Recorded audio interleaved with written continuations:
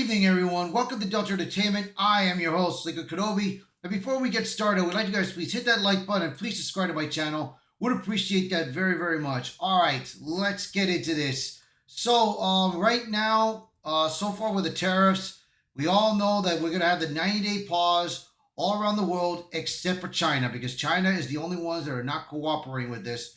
And China is right about they're really in. They're giving the United States a hard time, bro. They're giving Trump a hard time. But I say this right now, and this is something that's going on, and this is going to be due to this, or this part of this issue here. China Hollywood ban would be symbolic, not significant, thanks to shrinking box office returns. So right now, he did mention that if things don't get back, if things are not fixed with the tariffs between the U.S. and China, the China will Beijing. He is going to dismantle U.S. Hollywood. That means no more U.S. movies are going to be present in China anymore. So that's not good for Hollywood. So let's see this article and see what we got.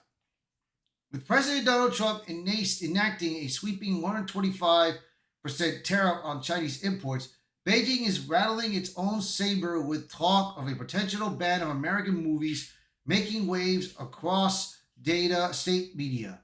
But the real story, that China Hollywood ban wouldn't pack much of a financial punch for U.S. studios, at least not anymore. For all the drama, China's contribution to Hollywood bottom line has quietly eroded over the last several years. What once might have triggered panic in studio boardrooms now register as little more than a headline. The numbers prove it. China doesn't matter like it used to be. Trump resets the global playing field. President Trump this week implemented a new tariff structure that redefines the United States trade posture. Imports from most countries were dropped to a flat 10% rate, effective immediately as part of a 90-day reset window for the trade negotiation.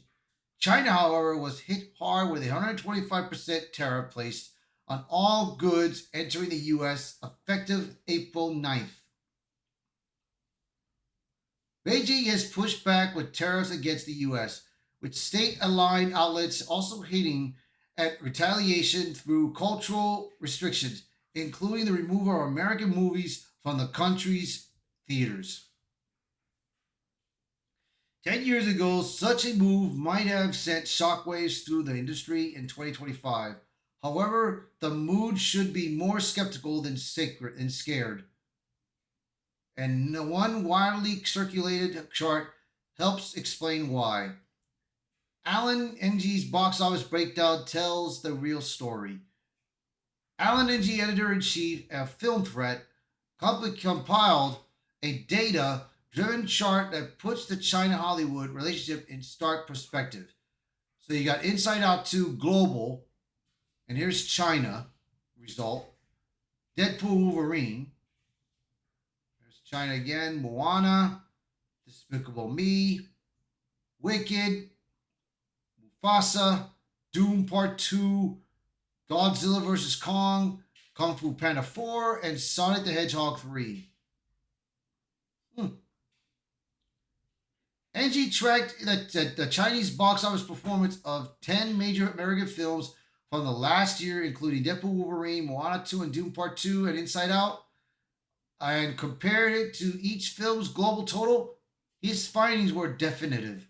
Combined global box office $8.86 billion, combined China earnings $429 million, and then studio take home after China's revenue split at $107.3 million total. That's not per film. That's across all 10 films combined. That's $107 million is split between Disney, Universal, Warner Brothers, Discovery, Paramount. So how much would these studios actually be losing if a China Hollywood ban went into place? A lot of money. Several films earned so little in China they barely register. Wicked 2.1, Sonic 3 6 million, Moana 15 million, and Mufasa 16 million. Only Godzilla vs. Kong broke into meaningful territory with 134 million from Chinese theaters, but even that accounted for just 23% of its global total, with its exception, not the rule. Hollywood still blows to Beijing, even as the numbers fade. And this is what we're going to talk about. Despite Chinese shrinking value to American studios, Hollywood hasn't stopped trying to please Beijing. Throughout the 2010s and into the mid 2020s, US studios have repeatedly altered content, changed promotional materials, and removed politically sensitive elements, not because it paid off, but because they fear being looked out of the Chinese market. That behavior hasn't gone away. In fact, it continues even as Chinese audiences increasingly ignore imported films. Like, here's Star Wars The Force Awakens. This is John Boyega right here. There's John Boyega right there, shrunken. Then, here is Black Panther. You have Chadwick Boseman's face showing with his head down. And then in Chinese, you have him wearing his mask with his eyes looking up. Tell you, man. So here are the films that's going on here.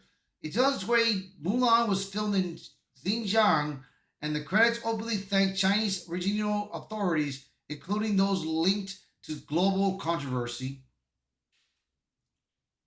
And then I explained about Chadwick Boseman and John Boyega. So Hollywood is still chasing approval from a country that no longer delivers box office success, and that signals a deeper issue. Fear has replaced strategy. Even as data shows diminishing returns, the industry's posture hasn't changed. It continues compromising creative decisions for a market that now barely registers at the global level. A ban now would be symbolic, not substantial. If China moves forward with banning US films, it will likely be more about messaging than money. It's a declaration of cultural distance, not a major economic blow. And the US media would inevitably blow the issue up as some major issues that cripples the US films industry, but the numbers just don't support such a claim. You know, I would imagine if China starts discriminating anything due to US, like if Disney was over there, Disney parks were over there, or any conventions that is due to the US is there, they would probably dismantle. Uh, what else could I think of? I mean, many other things that's based on the US they could dismantle. Very easy.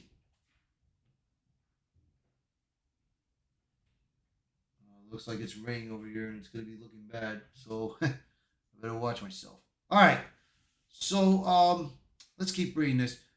At most, a China Hollywood ban will remove a small percentage of revenue from an already struggling source. The latest box office numbers show that the few films even exceeded 6% of their worldwide total from China. In many cases, that number sits closer to 1% or less. Alan Ng's work clarifies the shift. Ng's chart has become the clearest summary of the changing landscape. It takes the narrative of China as Hollywood's financial lifeline and shatters it. His research shows not only how limited the financial impact really is, but also how outdated the industry's old assumptions have become. For years, executives have treated access to China as a non-negotiable necessity. Today, it's a bonus at best, and one with rapidly declining value. A China Hollywood ban won't break the film industry, despite what the media might tell you. Andy's contribution reminds studios and audiences alike that the numbers don't lie, and those numbers now point to one conclusion. Losing China isn't a crisis, it's a rounding error. Yeah, I mean, China needs to get their act together, man, and work with Trump. If not, things are going to get bad. Very, very bad. But we'll see, man. We'll see. So, you guys let me know in the comments what do you guys think of this article. So, thank you all for watching this video and thank you for supporting the channel. So, please share this video, post a comment below. Let me know your thoughts about this. Do you think China will actually ban Hollywood? And if they do you think that's a good idea? You guys let me know in the comments below. Thank you all so much. And as always, I will be seeing you all until next time. Bye, everyone.